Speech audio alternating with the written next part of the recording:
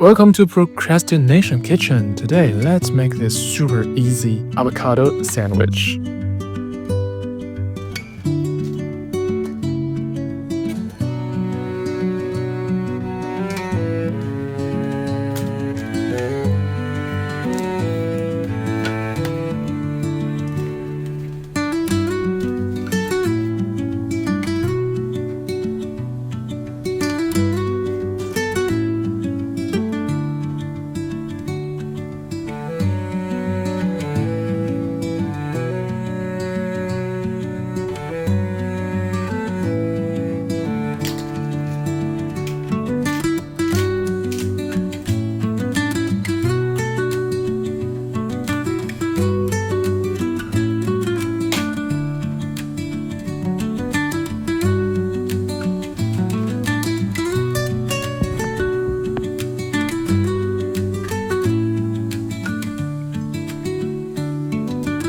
Thanks for watching. See you next time.